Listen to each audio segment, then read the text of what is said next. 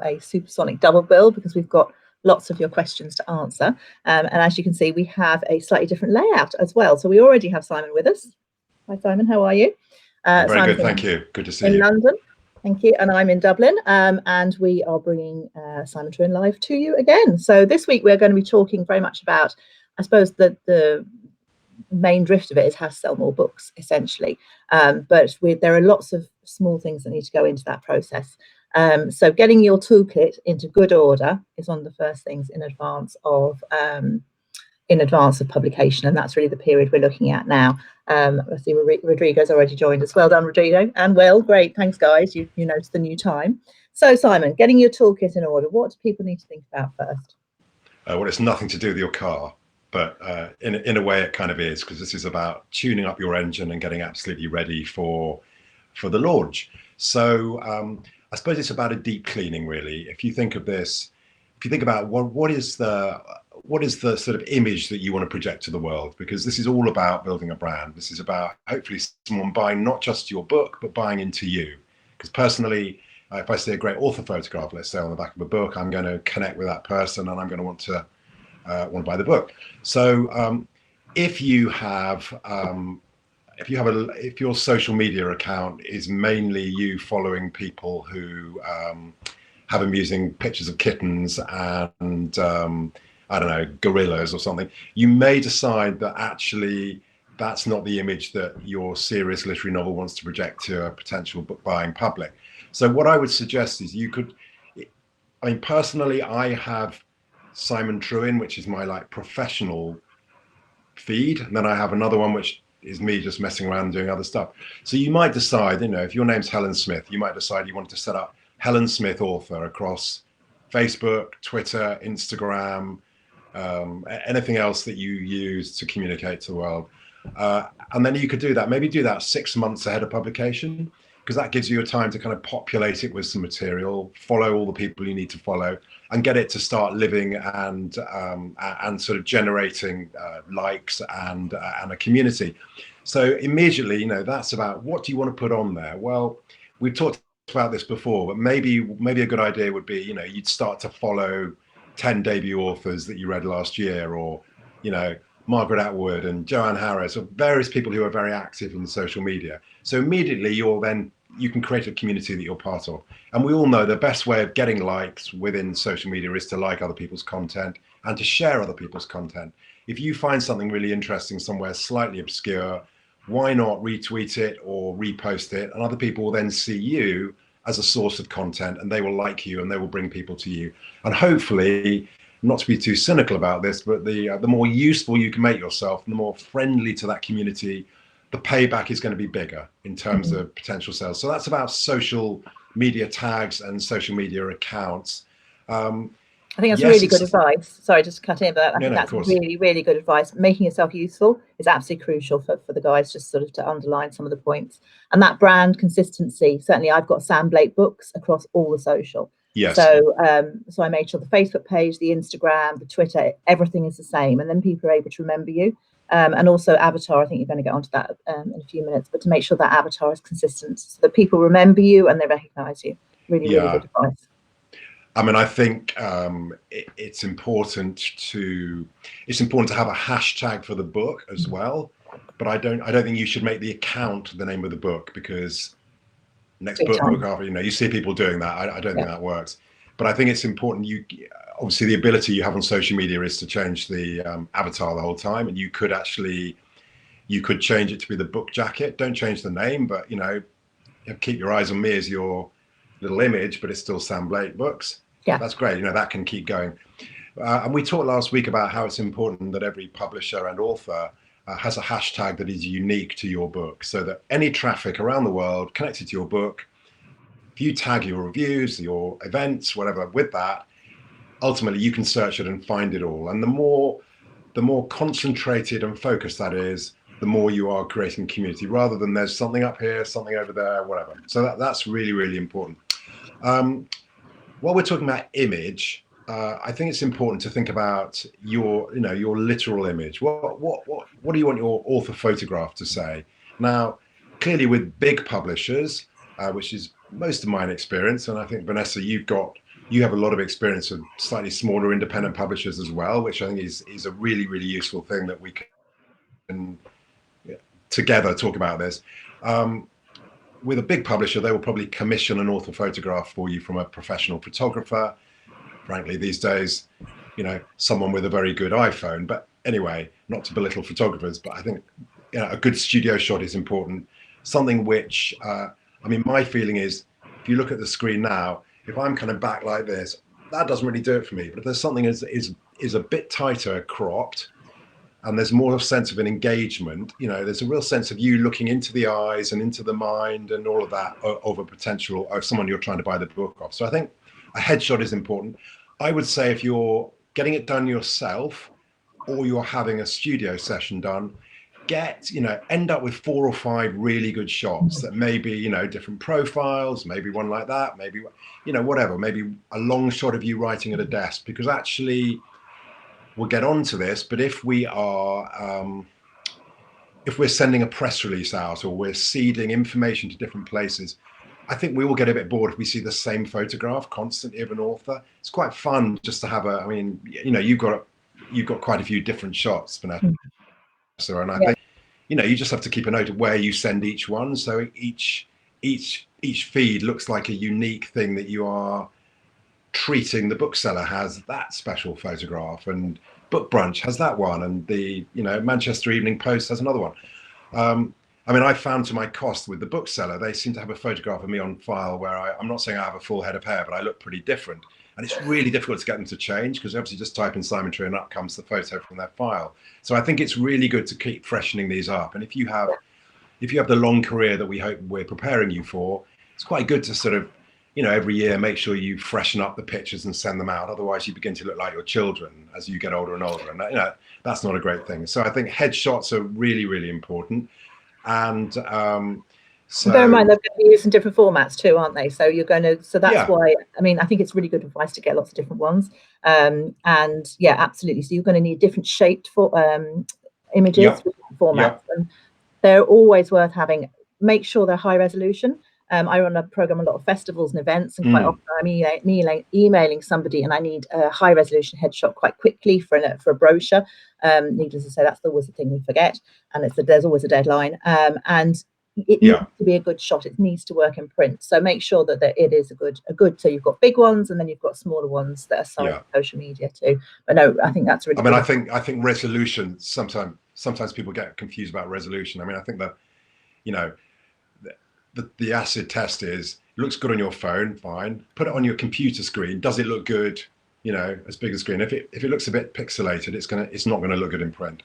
So most of this we're talking about now is digital, but as you say, it doesn't cost anything, frankly, to take a few good shots on an iPhone. My first one, the one I used for business, was a picture we took in the phone, white background, literally up in the bedroom. And I got my daughter to take it, and now it did take like 72 shots to get a good one, but it's worth you taking that bit of time. And that first picture, particularly if you take it on a phone, it's going to be high resolution, so make sure you save that one. It'll be a big file, and that's what you need for print. So that's really good. Okay, so moving on from that, we've done social media tags, social media accounts, headshots. Now it's time for you to kind of wrap a cold towel around your head, sit in a room with a blank piece of paper, and try and rack your brain for every person that you know in the media. Now, you may start by thinking, well, I don't know anyone in the media. I bet you do. I would be staggered if everybody here couldn't come up with at least 10 people that they know. And it could be a friend who works for someone. It could be the local newspaper. It could be local radio. It could be, anything like that. Anyone you were at school with, if you went to university, just start to write all these contacts down. And if you've been following our advice, which I hope you have for the last 6 hours, you would have been to a few festivals, you would have met a few writers, you've asked a few questions. Those should all form part of your media contacts. If you went along and asked a really good question and had 3 minutes with Jane Casey at the end of her event, we always use Jane Casey, don't we? But she's we love Jane Casey. Model author. She's a brilliant writer. Put her down, because she's someone who is she's a media contact. So That's really important. And in fact, some publishers actually produce a kind of author questionnaire, which is, list everything to do with yourself. And I think that's a good thing for you to do, because it's, even if your publisher maybe doesn't have the sophistication to have that, maybe they're a small press and they don't do it.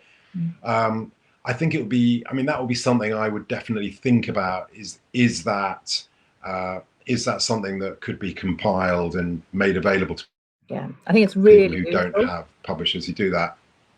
Maybe that's something, not in this series, but we could think about, could we do an author questionnaire that people could actually just fill out? Because the ones I've seen, it's like, where did you go to school? What were your subjects? What were your hobbies? Did anything interesting ever happen to you in the last 5 years that could make a good story? That's key, isn't it? It's finding that book marketing. So have a really good thing, because the stuff I when I do workshops, I quite often say to people who are thinking about setting up blogs, try and think of 10 things that I don't know about you, having just met you. Have you fed tigers in India? Have you swum with whales? Whatever it is, or have you traveled? Whatever it might be, it just makes you just that little bit different. Everybody's different and everybody has a story, but sometimes it's hard to come up with your own. So those questionnaires are really, really useful. Definitely a practice thing. I think it's worth everybody doing that. I think you might think, well, the fact that I climbed Kilimanjaro, what's that got to do with writing a book? Well, maybe there's a story which maybe the press release is, I thought climbing Kilimanjaro was hard until I tried to get my first novel published. Whatever. It sounds cheesy, but if you think of a busy, overworked, underpaid local journalist who's working on your local paper, and they're being sent off, in the old days, sent off to sort of cover flower shows and christenings and all this, and this press release comes through saying, I thought blah blah, climbing a mountain, getting a book deal, whatever it is.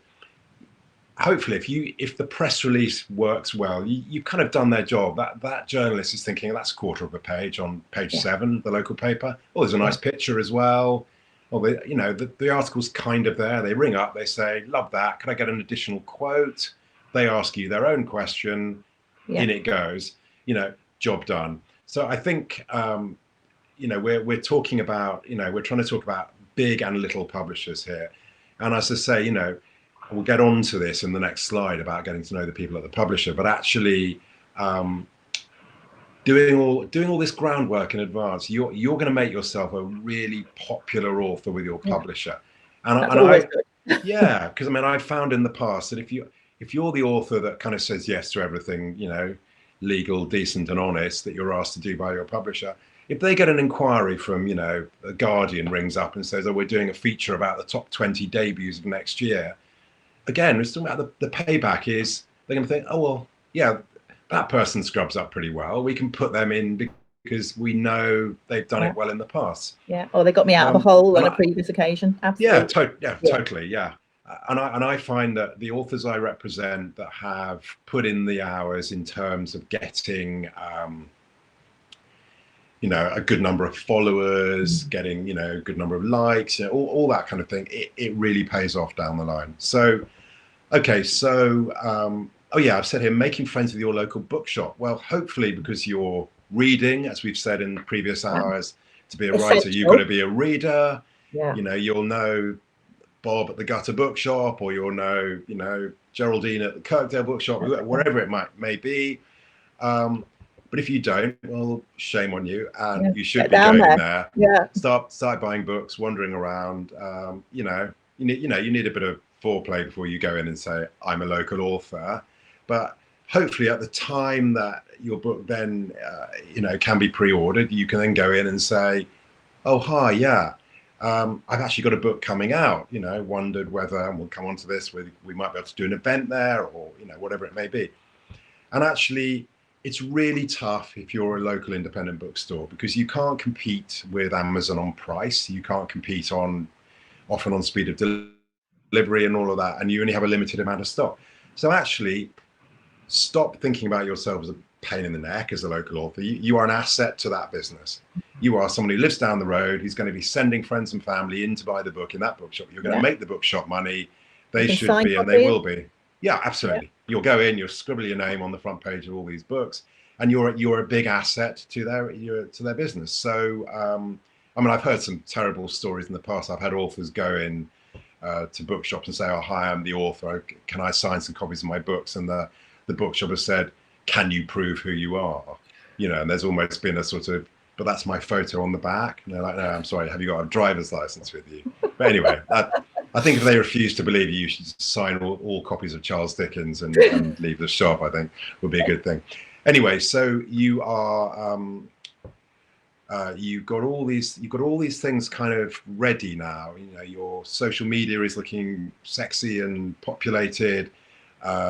You've got your media contacts, and again, maybe don't even wait to be asked to do this by your publisher. Just do it anyway and have it on file, because it's something that I'm sure you find this, Vanessa. It's funny that you've got all the time in the world to do everything at the except when at the you beginning of this process, and then suddenly it's like, you know, oh, I need this afternoon, and can you do this, and can you do that? And if you go, yeah, I'll just send it to you now, and it just arrives immediately, the publisher's thinking, this is a good investment, because that's what you are as an author. You're an investment. Yeah, especially as I was saying about being a festival planner, author bio, 50-word author bio. Like sometimes I need a 10-word author bio. Needing you know, a picture, and you need it fast, because as I say, the print deadline is always a thing you forget. It's always there's always drama at the end. And so the author bio, practice it, write it, you know, get it right. And I always find, actually, I think we mentioned this before, but writing in third person helps hugely. It's much more professional when you're putting in a brochure or whatever. So have all these things ready, and then you'll be well prepped and organised to find out who the people are at your publisher. I think I think we have another piece of white paper with some words on it, which is really high tech now, isn't it? We push a button. Here we go. You get both of us, and then it says that who's who at your publisher, and then it goes down. Wow, this is astonishing. This, isn't it? Anyone would think this is professional. Okay, so who is who at your publisher? Well, I know. I think in week 4 we talked about this in a little bit of detail, but and why we wanted to do this week was really, it was just to pull together a few things that we said last week in a more structured format, and I think this is really helping my thinking, and I think it's you know, I love Fridays. I feel like I'm the best agent in the world in the afternoon, because I've had all this sort of mind, you know, it's about exercising your mind, isn't it, in the right direction. And I hope this is what it's doing for everybody here as well. So who's who? Well, your editor has acquired the book from me, probably for vast sums of money, so everything's brilliant. And then the job of the editor is really to be the internal ambassador. They're almost like the agent for your book within the company. They're there to, whenever they bump into people, you know, before nobody bumped into anyone, it's just to make sure to keep that pan simmering, so that when the book comes out, everything is good. I think, and I'm full of analogies today, but I think this is a bit like driving a car. You know, ideally, you know, you get that gear shift into first gear when the author is buying the book, and it just keeps going, just keeps moving up into 5th gear by the time the book comes out. What you don't want to happen is the car to stall because there isn't anybody kind of thinking about it. Because publishing is a very slow process in a funny way. From the outside looking in, it's a bit like having a baby. You know, you think, well, why does it take 9-10 months? Well, you know why in the case of a baby, because there's a lot of stuff going on to grow a baby, and there's a huge amount of stuff going on here to actually get that book ready for launch, and we'll come on to that. But your editor's role is to be the internal ambassador, and they are there to introduce you to the key people who they're going to take that baton and really run with it. The editor is going to do the editing, get the book into copy edit, and actually go off to begin to look like a book. But at that stage, you're going to start meeting your publicist and the marketing person who you probably met back in the day when they acquired the book. Now, I think I'm often asked, what is the difference between marketing and publicity? And I think the easiest way to say it is publicity is what your publisher can get for free, and marketing is what they have to spend money on achieving. So marketing is really going to be posters, some kind of promotions which involve a marketing spend commitment from a publisher, maybe like a 3 for 2. Yeah, you know, things like that. And then, but the publishing side of this, or the publicity side of this, is all about, you know, if they can spin a good yarn with your help and get it into local press, That's great. And the dream situation is, you've got the author who climbed Everest, who's written the book.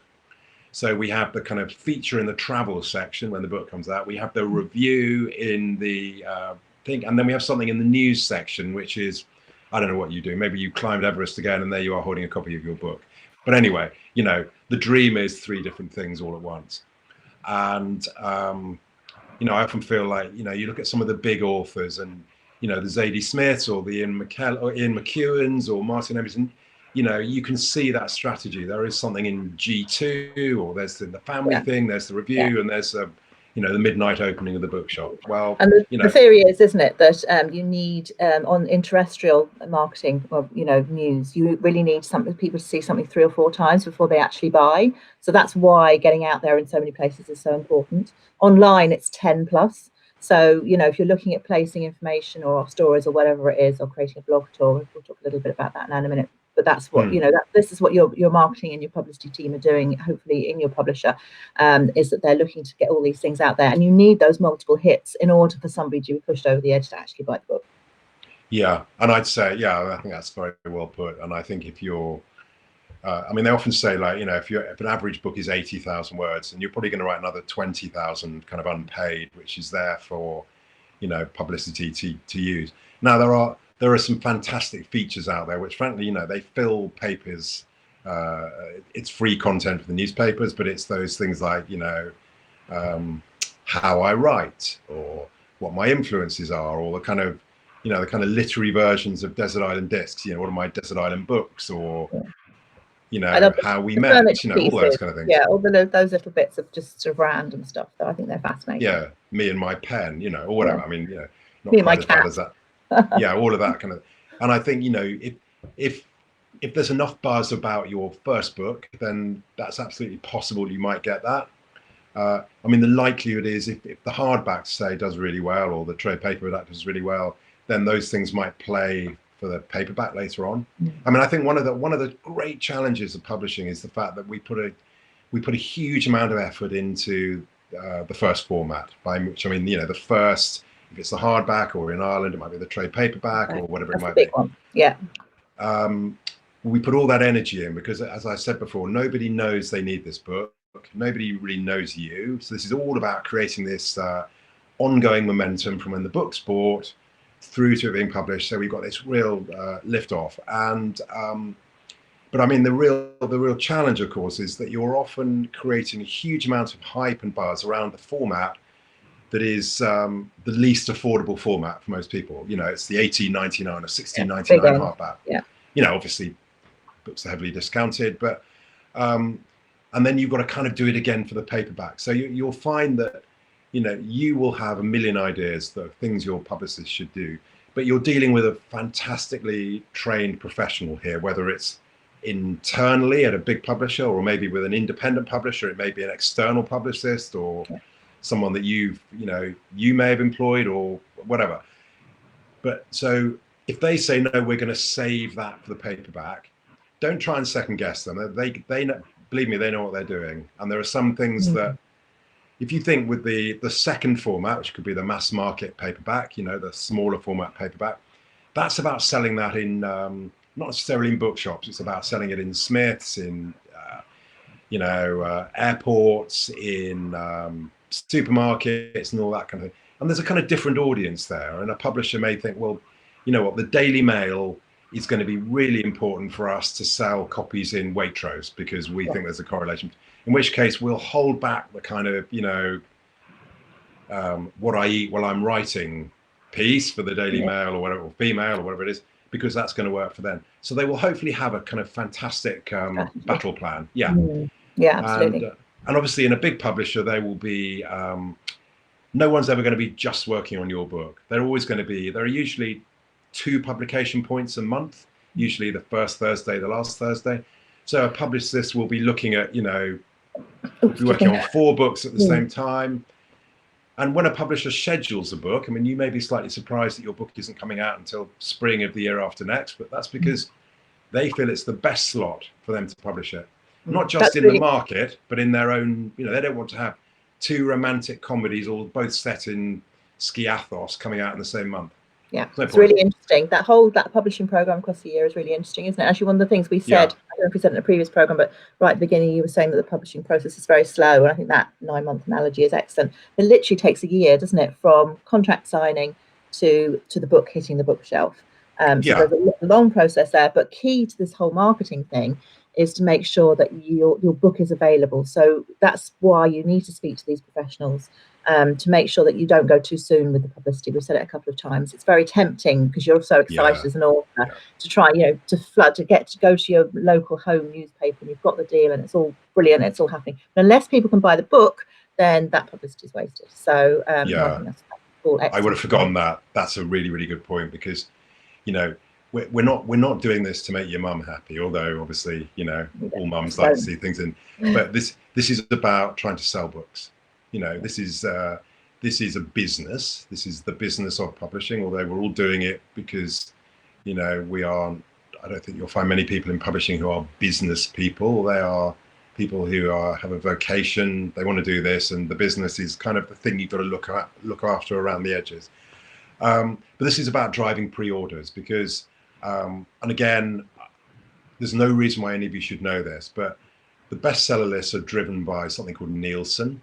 Nielsen is it's a worldwide organization that it does opinion polls. It tracks trends and sales, and the majority of bookstores, not all of them, but the majority of them, when a book is bought and when the ISBN or the barcode is swiped through the till, not only does it deduct the money from your account, but there's a ping that goes off in the Nielsen headquarters, and it logs a sale. And I think Vanessa, you found out very kindly when the chart runs from, and it's not a normal week, is it? Yeah, it's midnight Saturday to midnight Saturday essentially. So basically, what you're trying to do is if you are certainly in Ireland where the figures are slightly smaller and it's a slightly different market, if you can concentrate a lot of your activity into one week, you're much more likely to hit the bestseller list. So knowing that Saturday thing is important because if you have a big launch on a Thursday and then you're doing big golf club chat on Tuesday lunchtime, you've staggered across 2 weeks. So what you really want to do is try and fit in as much of that activity as you can into one core week. So here we would do, I have fantastic PR people, Gil Hess, who are amazing, who do a lot of freelance PR in Ireland, and they would take me off on the M50 tour. So we'd have a big launch and then we'd do this M50 signing tour and we go around all the bookshops on the M50, loads of them, to sign as many books as possible in that first week, because again, you're looking at getting your radio and all that type of thing coalesced in the one place. I think it's probably the same for the UK, although the figures are much, much bigger, aren't they? So it might have a less of an impact, but if you're going to have a crack at it, that's really the way to go. Yeah, I mean, I'd say you've got publication week, and I think you're absolutely right. I mean, ideally you want to do an event every day for a week, and all those sales will count. But the great thing about anything, as long as the book is on Amazon, if it's on Amazon, it means that it's available for pre-order by your local bookstore as well, because it will come through a wholesaler. Yeah, Eason's do that too. So The Dark Room, which is not coming out till January, which is the next Sam Blake book, is available for pre-order at Eason's, and I think Debray Books as well, which is all fantastic. Good bookshops. Yeah, absolutely. But it's great because that means those sales then all count, don't they? So on the day of release, all of those pre-order sale numbers. So what's the release date for Dark Room, for instance? I think it's the 2nd of January. So anyone who orders the book between now and January, that's going to count as a week one sale. Yeah. So if you can get 4 or 5 people buying it a week between now and then, that's going to be 75 sales in week one. You get extra people, it's great. Plus the event and then suddenly, what tends to happen is, and this I'm sure this isn't a trade secret, that Amazon don't hold a huge amount of stock of books. Amazon will usually hold about 2 to 3 weeks worth of projected sales for a book, and because their algorithm is so sophisticated, if in the first 4 or 5 days, let's say they take 100 books, so they're working out that in 2 weeks it's going to sell 14. It's going to sell about 6 books a day. Yeah. If in the first 3 days it's selling 12 books a day, their computer is going to trigger a new order from the publisher because they're worried that they're going to run it, because Amazon don't like to be out of stock. So they're immediately. So actually, Amazon don't hold a huge number of books. Obviously, your local bookshop is going to have physical books, and they need your support because if they sell them, they're going to order some more. Yeah. And your local bookshop is going to have a little notice in the window saying local author, signed copies available. You know, it all helps. So funnily enough, I mean, when maybe 10 years ago, I had a couple of books which came out and there'd be like 100,000 copies out there on day of publication. Mm-hmm. Now, I think if you get 15,000 out there, weirdly, you're still getting the same kind of market penetration, but you're just not, there aren't all the books under the counter that there used to be. Yeah. And I think, I may have said this before, but I mean, if you go into a bookstore, it's about creating the illusion of choice, isn't it? It's about saying we have every book ever published. Go into Waterstones in Piccadilly in London, biggest bookshop in Europe. It's 7 stories. You know, you can get lost in there very happily for a week probably, or until they throw you out. But actually, subliminally, what they're trying to do is get you to buy the book on the front table, aren't they? It's in a promotion. So I think actually what we should probably do is if we move on to the next slide, which is good. But I mean, I think this is good because in a way, what we're doing here, I've talked about, we don't want to have this changing gear thing, grinding the gears. We are going, so you're working with your publicist. You've got this fantastic press release which has been drafted, which you're going to have a look at as well. Your agent's going to have a look at as well. We're all going to have an opinion. Try not to drive the publicist mad. As I said, we need to respect fellow individuals' ability to do what they do brilliantly. In the same way, they respect your ability to write with help. And you can give a little nudge on the tiller if you don't like what they're saying in the press release, clearly. But hopefully, they've got a really good blurb for the book. This would have been written for the back of the book, of course. It's the plot description, the thing that's going to pull people in. And I know we've talked about this many times, but with Keep Your Eyes on Me, we've got Dial In for Murder meets Strangers on a Train, and then we've got on the back a short blurb. That's the kind of trailer, isn't it? That's the trailer that you see in the movie, in the cinema, that makes you want to see the film. So all these elements come together, your biog, and it's all on the back of the book. Now, how does your book get stocked in all these local shops? Well, your local independent is going to probably they're going to read a magazine called The Bookseller, which we've mentioned before, and we'll make sure that the web address is available on the. Yeah. I think it already is on the resources.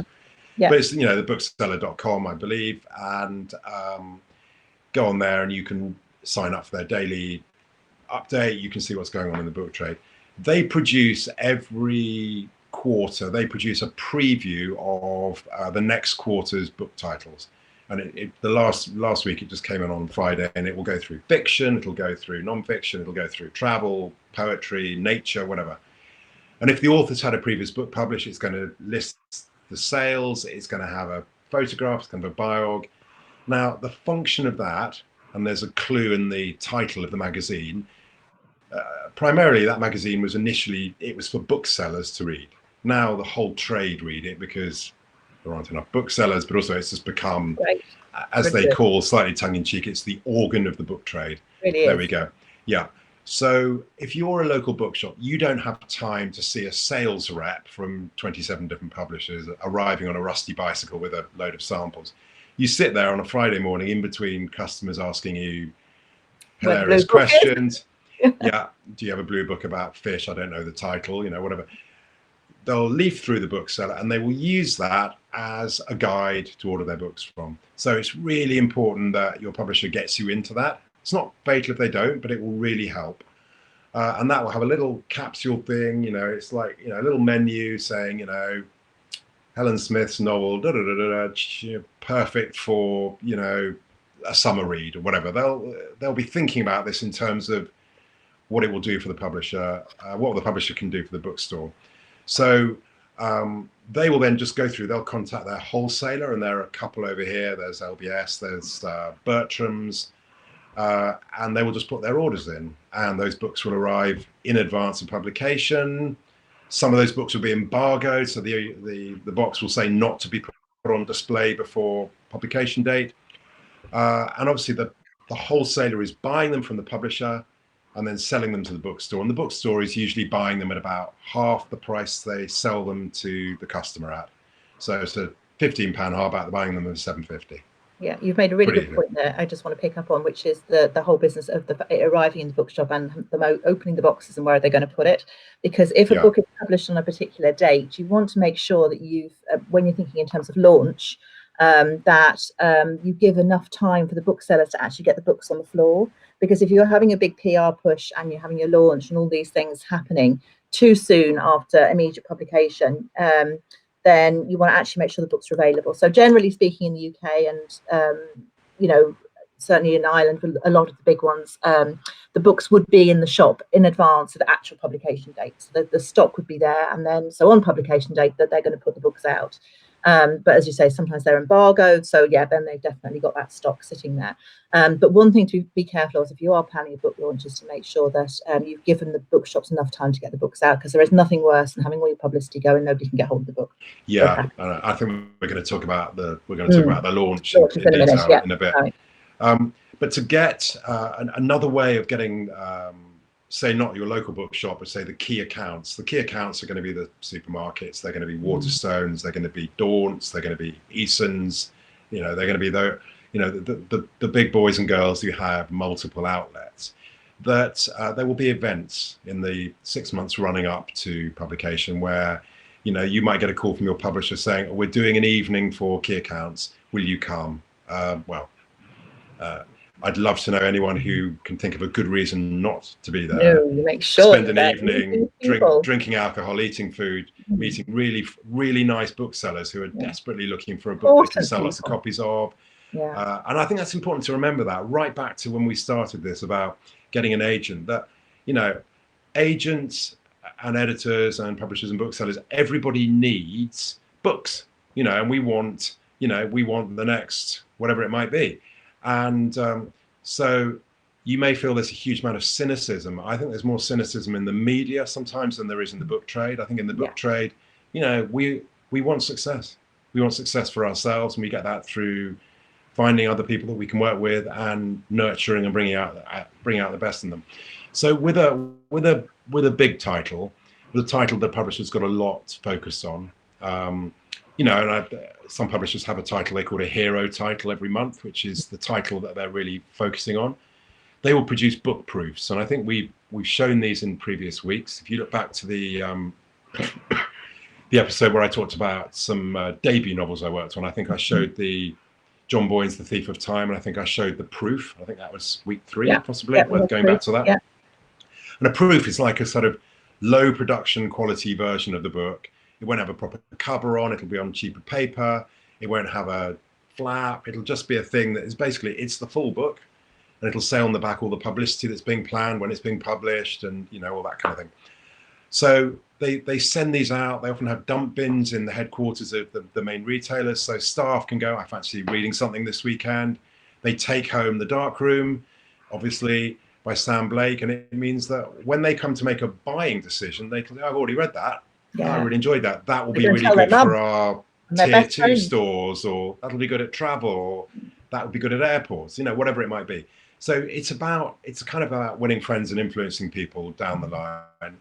But in a very subtle way. It's not, it's not the kind of bribery and corruption world of, the old days in sort of, I don't know, arms dealing or something, where it's like, would you like a gold watch? No, I mean, this is about have a beer, meet some authors, have a chat, and actually, authors are so nervous about this, and they shouldn't be, because actually booksellers love to meet authors.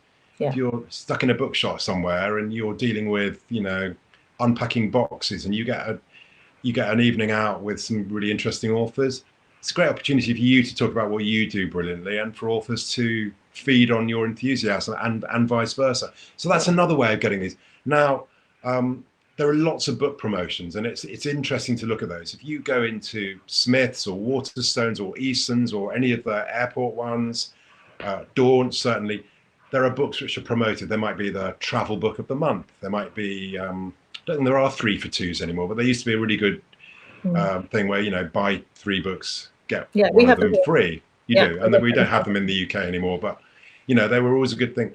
And I think, obviously, what a publisher is going to do is they're going to lobby really hard to get your book into those promotions, because we know that if you can get a book into a promotion, it's because a bookstore has thought, you know what, this could do really, really well for us. But what we'd love to do is we'd like to make this book a special book. We want to put it on a special table.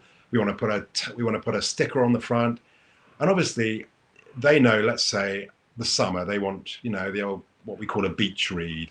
Yeah. It could be a good old page-turning thriller. It could be a sort of escapist romantic comedy. It could be.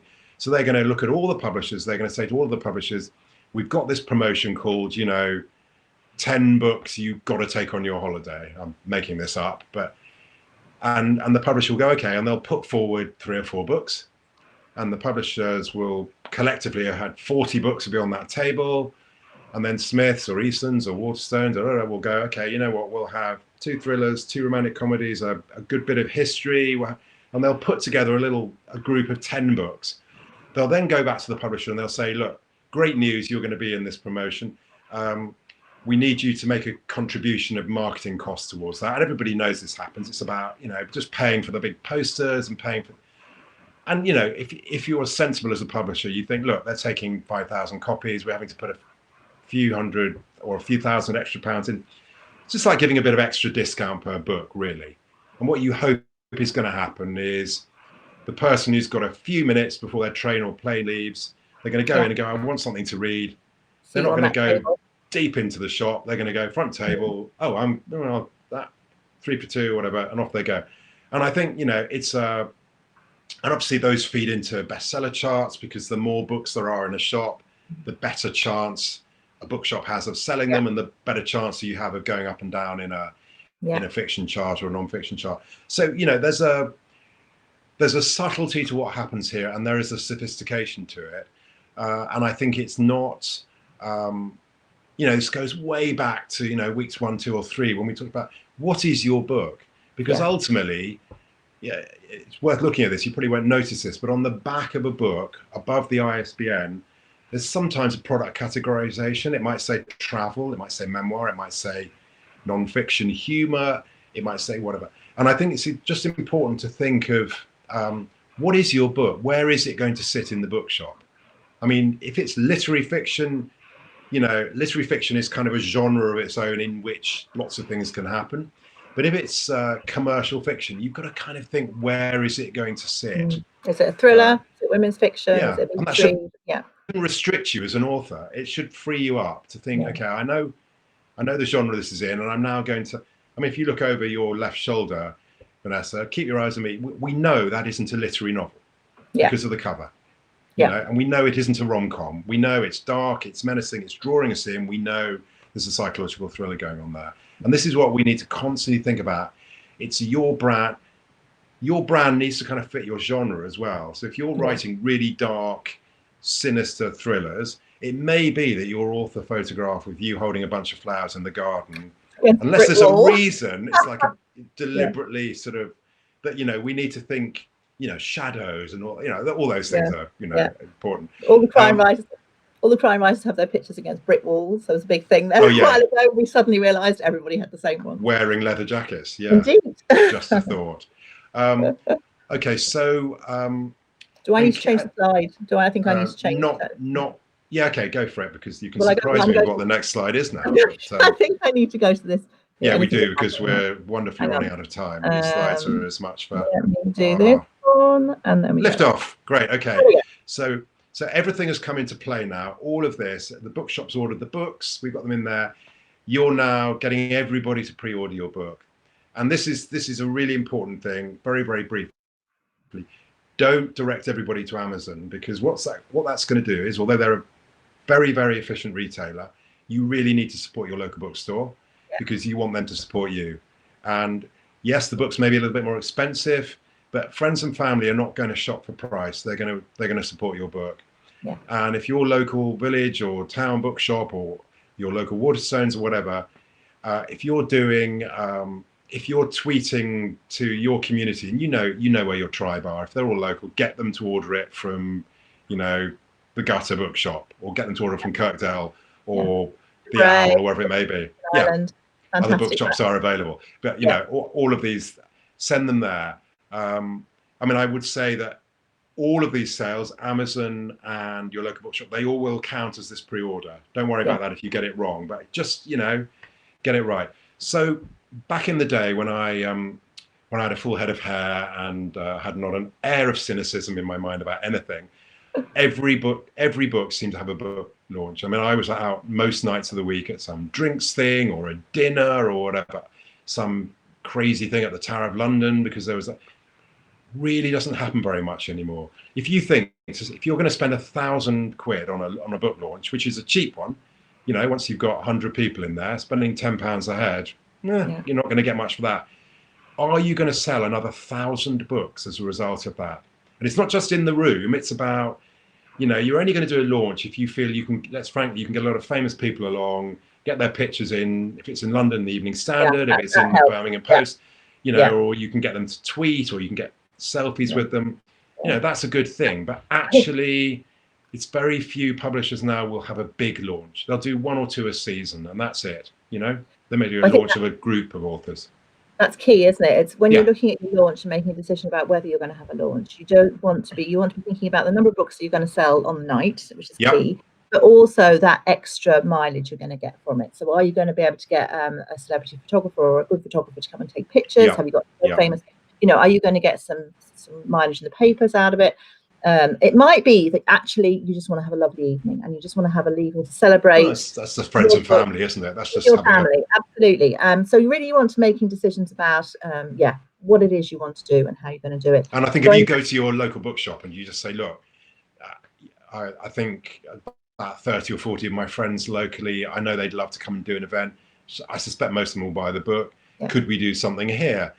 I would have thought, you know, 30 or 40 hardbacks, look at the economics. They're making £7.50 a copy. You know, they can make £200 by opening their shop for a couple more hours in the evening.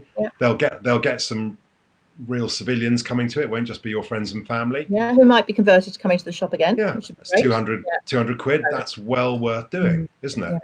And go on. I'd just say that it's important to make sure that if you are focusing on the charts, that you use a bookseller who is on the Nielsen register. And this is also for people, more so, I think, for people who maybe have got a golf club, or I quite often have launches in the yacht club. Yeah, we'll get a local bookshop to come along and bring their little machine and do it there. It would be great. And then all of those sales, once that bookshop's on the Nielsen register, all those sales will go through, and that will be, even though it's not physically in a bookshop, your launch sales. And I think your publisher, actually, the marketing side will be able to say, I'm thinking about having an event at, you know, the Gutter. Is that? And they go, oh, let me just check. Yeah, that's a good one. Yeah, we do lots of events with Bob. You know, that would be perfect. And usually, you know, the publisher might put a few quid into it and buy a few bottles of wine, and you might decide you want to do it, whatever. But, you know, it's about having the friends and family local bookshop thing. It's your reward. It's the wedding. You're getting married to your book, and it's a really nice, fun evening. Something you do very successfully, I think, in your Sam Blake iteration is you spend a few quid on getting a few things, like you get a pop-up sign, don't you, which goes behind. Everyone photographed is in front of it, and then it's about it's like someone goes to a charity event, they're always in front of the wall with all the sponsor names on and the name of the charity. So every photo from that event is tied to the launch. That's what it's about. Yeah, and it's about building familiarity with the cover as well. When people see it, absolutely. So hopefully, all the pictures at your launch, you'll be holding your book, so that'll be in front and center. And then if you can get one of these big banners, I have a whole heap of them. Then they're great for any sorts of publicity. If you're doing festivals, if you're doing whatever, you can carp them around. They're not very expensive. I mean, you can get the kind of 6 foot tall ones, which are about the narrow ones are really wide. About 40, 50, 60 quid. You know, they're perfect. You know, and they pop up, and there it is. And whenever I come to a book launch with you or any of my authors, I always make sure I get as many people as possible together, like holding multiple copies of the books. And that's the photo that always looks fun. You know, everyone's like balancing books. And I think, you know, one book in a photo is great, but like 10 books in a photograph, then it looks like a bestseller already, doesn't it? And I think, you may decide. Go on. You did that the Little Bones launch, and it's one of the best pictures we've got. We've got the editor Joel standing there, and you're all got that's fun. Great. And obviously, look, the more people you can get into the photograph, the more people are then going to tweet it. Yeah. It's like the famous Oscars photograph, isn't it? Where you've got, you know, Brad Pitt and Jennifer Aniston, everybody's in one photograph. Brilliant. Yeah. So that's good. So your local bookshop, and if you're going to ask your bookshop to host something, make sure you're following them and liking lots of their posts before on social media. So you're not just some stranger turning up. You know, you're part of their community, and I think that's a really good thing. And I think, look, if a local bookshop and you really click on something, I love when you go into a bookshop and there are those little like staff reviews on the end of, you know, they're called staff picks, aren't they? And they just say, oh, read this, perfect for, you know, mums and dads and whatever. Okay, so another part of this launch is you may be asked to do some local interviews. You know, it may be that your publicist arranges this. Please do not be frightened of that. Again, worried. Practice. Yeah, you've got a good press release. So in a way, busy journalists may not have read your book. They may have read 5 pages on the way. They may not have done their homework. They may have left it on the bus. They're going to read the press release. Frankly, the majority of interviews I've been to, sitting in the corner, the author has been asked, so tell us about your book, or how did you start writing, or what does it mean to be published? You know, you're not going to be asked about, you know, macroeconomics in South Korea. You're going to be asked about the subject you know most about, which is you. Yeah. My suggestion is you give short, precise answers. You lean in. You make lots of eye contact. You make every interviewer feel that you're telling them something that you haven't told anyone else before. Don't have a kind of play button on your chest, which is like whenever anyone asks you in an interview, you give exactly the same answer, because that makes for really boring multiple things.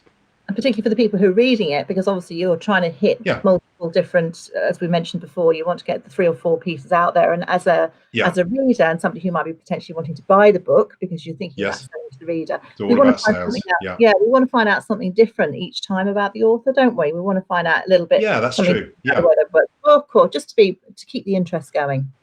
Yeah, I think that's a very good point, actually. If you know you've got 3 interviews coming up, let's say you've got a local radio, you've got a local press, and you've got a blog tour. You know, when you go and do things on lots of different blogs, you know, you just, with your publicist, think about what works. I mean, I think radio is something that people listen to when they're doing other things, but it has an intimacy about it. So you can actually be quite, you know, you can be quite personal. You can create a connection.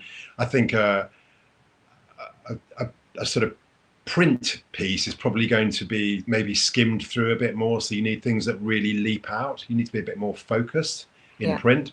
And anyway, if you're really, really worried about it and there's some dark secret in your life that you're worried is going to come out, talk to your publicist, tell them what your dark secrets are that you're worried about, and come up with some coping mechanisms. If somebody says, so did your time in prison influence your thriller? And you think, oh no, they found out about that. You could say, you know, you may decide that your answer is going to be, well, I've been a lot of things in my life that have influenced where I am now, but I'm so excited about that my future is going to be defined as an author. Yeah, you know, and time just push it, you know. Yeah, exactly. Change the emphasis. That's really good advice, and definitely speaking to the publicist about getting all these things thrashed out beforehand. I don't think people need to worry about interviews. Lots of people are very nervous, particularly going into radio interviews. You know, and practice it. You know, get up, do. We've got Zoom now. We're all using Zoom the whole time. So if you're worried about it, you know, do a Zoom call with family or friends, and then you. It's a really good idea. Do a practice chat show, couldn't you? Yeah, what it sounds like. I mean, it's taken us a while to get the hang of this, and we're getting fancy slides and the whole lot now. But it's you know, it really practice makes perfect. So just to say to people, we are going to be going off air in about a minute. Yeah, Andrew has just said if you want to pause for tea. Yeah, we're going to stop. We're going to stop just before 12. I'm going to go off and do a fabulous costume change and have a cup of tea. Come back, and then we do Ask Me Anything, and you can. Yeah, that's one of the reasons we have. I'm really nervous. It's an interview. Oh my god! All the tricky questions coming out. One of the things I probably should have said right at the start was during this one, because we had a lot to pack in, that we're going to save you questions, and I've seen some going through. Yeah. Touched on. In fact, one thing, and I know we've only got like 2 minutes. One thing I'd say is that as soon as your book is out there. Or before, you're going to get reviews, you're going to get Amazon Vine reviews, you're going to get early reviews, and your publisher is going to work with retailers to get, you know, influencers to read your book in advance. And we've talked about this list of contacts. It is about your publisher, and you will get books out to as many people who may say nice things about them. And I would say if your publisher asks you to write personal notes, that's a really, really good thing. But you will then get reviews. And guess what? Every review isn't going to love the book. Yeah. Don't worry about it. You've written a book, you've got it published. Brilliant. That is really exciting. And if somebody doesn't like your book, or if lots of people don't like your book, don't worry about it. Yeah. You know, just get on with what you do. No publisher is going to allow you to publish a book that is bad, or is poorly cooked. What they're going to do is they're going to buy something that they feel has huge potential, and they're going to work with you and your agent in getting the best possible version of you and your book out there. So if people don't like it, well, you know, there are a lot of people out there who are reviewing books from a different kind of position. So I wouldn't worry about it. I would, you know, if there's anything useful there, take it and run with it. But don't start writing books that you think are going to please those reviewers next time, because that way madness lies. Yeah, and honestly, just as an author, sometimes it's better just to avoid the reviews, because and often if you go and you look at, say, the 1 or 2 star review that some nasty person's giving you on Amazon, and you go and you look at what else they've reviewed, you discover that they've reviewed To Kill a Mockingbird and given it 1 star, or, you know, Cuckoo's Nest, or, you know, there are some very strange people out there. I remember I once got a 1 star review of one because some guy bought it in Kindle and he didn't have a Kindle. So there are lots of reasons. I saw actually somebody else the other day was saying that only yesterday, I think it was Sarah Perry, mentioned that she discovered that people on Goodreads give something a 1 star review when they want to read it, to remind them, and they obviously haven't realised the impact that then has on the book. So you know, if and also as a reviewers, you guys are readers. If you're going to review a book, have a serious think about what you're going to do, because those star ratings really affect a book's chances in terms of, say, the Amazon algorithms. So, you know, if you don't particularly like it, you don't necessarily have to tell the world. You could just keep quiet about it. Okay. So yeah, I mean, I think we did have another slide, but I think beautifully we've kind of covered it, which is about it's about sustaining yourself beyond this. And maybe we can talk about a little bit about this through your questions. But, you know, we've finally got, after 7 hours to the book being launched, this is really exciting moment. But this isn't just about a book. What we're hoping to do is help you sustain yourself as an author moving forward. That's what it's about, isn't it? Yeah, and in future weeks, and we'll talk about this at the end of the next hour, we're going to be talking to a load of really amazing professionals, authors, booksellers, editors, who are there, and their job is really not just to publish a book, it's to publish an author, or to be an author, not just the writer of one book. Yeah, so the series is going to continue. It's going to keep being on Fridays. We liked it so much. What else am I going to do on a Friday? I mean, you know, sit around.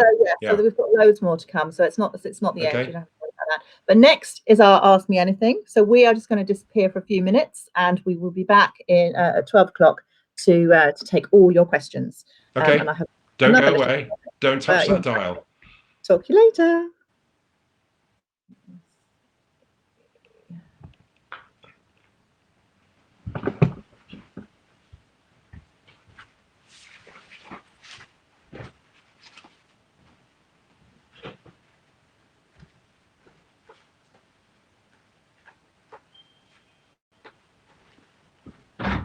So I can get it.